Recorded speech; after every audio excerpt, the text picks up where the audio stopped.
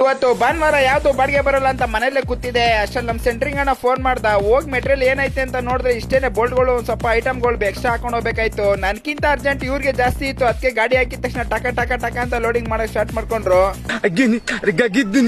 2 ನಿಮಿಷಕ್ಕೆ ಗಾಡಿ ಲೋಡ್ ಆಗೋಯ್ತು. ಲೋಡ್ ಮಾಡ್ಕೊಂಡ್ ಬರ್ತಾ ಇದೀನಿ. ಇದೆಲ್ಲಪ್ಪ ಪಿಕಪ್ ಇದ್ದಿದ್ದು ಅಂದ್ರೆ ವಾಜ್ರಳ್ಳಿಲಿ, ಎಲ್ಗಪ್ಪ ಡ್ರಾಪ್ ಅಂದ್ರೆ ತಾತ್ಕುಣಿಗೆ. ಇದೇ ನೋಡ್ರಿ ಬಿಲ್ಡಿಂಗ್. ಇದು ಹಳೆ ವಿಡಿಯೋಗಳು ನೋಡಿದ್ರೆ ಬಿಲ್ಡಿಂಗ್ ಗಳು ನೋಡಿರ್ತೀರ. ಇದು ಈ ಶೀಟು ಲಾಪಗಳೆಲ್ಲ ಕೆಳಗಡೆನೆ ಇಳಿಸ್ಕೊಂಡ್ರು. ಅದಾದ್ಮೇಲೆ 8 ಅಡಿ ಬೋಲ್ಟ್ಗಳು ಒಂದೊಂದ್ ಫ್ಲೋರ್ ಒಬ್ರೊಬ್ರು ನಿಂತ್ಕೊಂಡು ಹಂಗೆ ಮೇಗಡಿಗೆ ಶಿಫ್ಟ್ ಮಾಡ್ಕೊಂಡ್ರು. ನಾನು ಸ್ವಲ್ಪ ವೇಟ್ ಮಾಡಿದೆ. ಇಲ್ಲಿ ಅನ್ಲೋಡಿಂಗ್ ಎಲ್ಲ ಆದ್ಮೇಲೆ 800 ರೂಪಾಯಿ ಬಾಡಿಗೆ ಕಾಸು ಕೊಟ್ರು.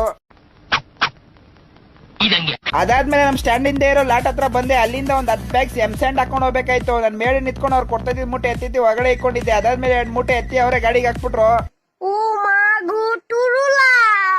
ಲೋಡ್ ಮಾಡ್ಕೊಂಡು ಇಲ್ಲಿಂದ ಹೊಲ್ಟೆ. ಇಲ್ಲೇನೆ ಒಂದ್ 250 ಮೀಟರ್ ಐತೆ ಅಷ್ಟೇ ಡ್ರಾಪ್.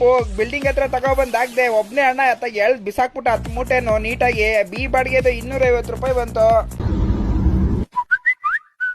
ಅದಾದ್ಮೇಲೆ ಸಾಯಂಕಾಲ ಮೇಲೆ ನಮ್ ವೆಲ್ಡಿಂಗ್ ಅಣ್ಣವ್ರು ಫೋನ್ ಮಾಡಿದ್ರು. ಹೋಗಿ ನೋಡಿದ್ರೆ ಶೀಟ್ಗಳು ಹಾಕೊಂಡು ಹೋಗ್ಬೇಕಾಯ್ತು. ಸಣ್ಣ ಪುಟ್ಟ ಶೀಟ್ಗಳು ಮೊದ್ಲು ಅವರೇ ಲೋಡ್ ಮಾಡ್ಬಿಟ್ರು. ಅದಾದ್ಮೇಲೆ ದೊಡ್ಡ ಶೀಟ್ ಒಂದು ನಾನು ಸ್ವಲ್ಪ ಮೇಡೆ ಹತ್ತಿ ಹೆಲ್ಪ್ ಮಾಡಿದೆ ಅವ್ರಿಗೆ ಲೋಡಿಂಗ್ ಮಾಡಕ್ಕೆ. ಮಜಾ ನೈ ಆ ರಹಾ ಹೈ.